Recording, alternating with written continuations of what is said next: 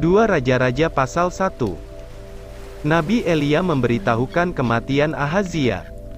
Ayat 1, sesudah Ahab mati, maka memberontaklah Moab terhadap Israel. Pada suatu hari jatuhlah Ahazia dari kisi-kisi kamar atasnya yang ada di Samaria, lalu menjadi sakit. Kemudian dikirimnyalah utusan-utusan dengan pesan, "Pergilah, mintalah petunjuk kepada Baal-zebub Allah di Ekron, apakah aku akan sembuh dari penyakit ini?" Tetapi berfirmanlah malaikat Tuhan kepada Elia orang Tisbe itu, "Bangunlah, berangkatlah menemui utusan-utusan Raja Samaria, dan katakan kepada mereka, apakah tidak ada Allah di Israel, sehingga kamu ini pergi untuk meminta petunjuk kepada Baal-zebub Allah di Ekron. Sebab itu beginilah firman Tuhan, engkau tidak akan bangun lagi dari tempat tidur, di mana engkau berbaring, sebab engkau pasti akan mati." Lalu pergilah Elia. Sesudah utusan-utusan itu kembali kepada raja, berkatalah ia kepada mereka, "Mengapa kamu kembali?" Jawab mereka kepadanya, "Ada seorang datang menemui kami dan berkata kepada kami, 'Pergilah, kembalilah kepada raja yang telah menyuruh kamu, dan katakanlah kepadanya, beginilah firman Tuhan.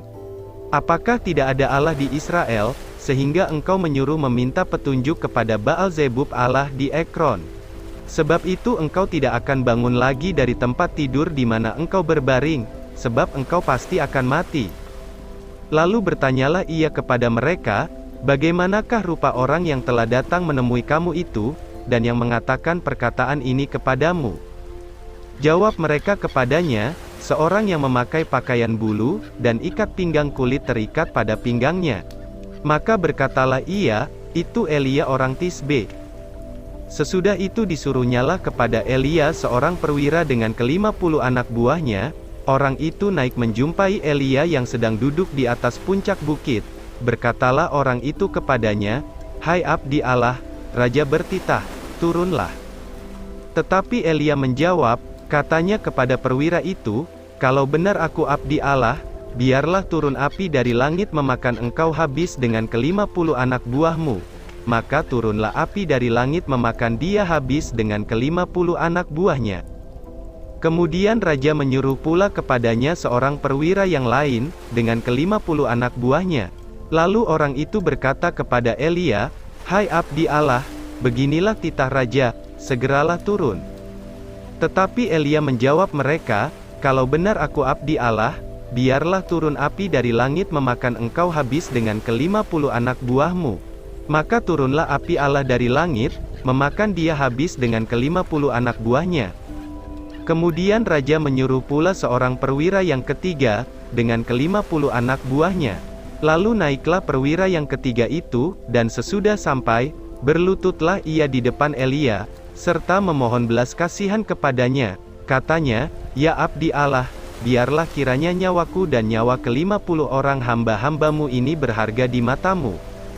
Bukankah api sudah turun dari langit, memakan habis kedua perwira yang dahulu dengan ke-50 anak buah mereka? Tetapi sekarang biarlah nyawaku berharga di matamu.' Maka berfirmanlah malaikat Tuhan kepada Elia, 'Turunlah bersama-sama dia, janganlah takut kepadanya.' Lalu bangunlah Elia dan turun bersama-sama dia menghadap raja. Berkatalah Elia kepada raja, 'Beginilah firman Tuhan. Oleh karena engkau telah mengirim utusan-utusan, untuk meminta petunjuk kepada Baal-zebub Allah di Ekron, seolah-olah tidak ada Allah di Israel untuk ditanyakan firman-Nya. Maka sebab itu engkau tidak akan bangun lagi dari tempat tidur di mana engkau berbaring, sebab engkau pasti akan mati.' Maka matilah raja sesuai dengan firman Tuhan yang dikatakan oleh Elia. Maka Yoram menjadi raja menggantikan dia, dalam tahun kedua zaman Yoram bin Yosafat raja Yehuda, sebab Ahazia tidak mempunyai anak laki-laki. Selebihnya dari riwayat Ahazia, apa yang dilakukannya, bukankah semuanya itu tertulis dalam kitab sejarah raja-raja Israel?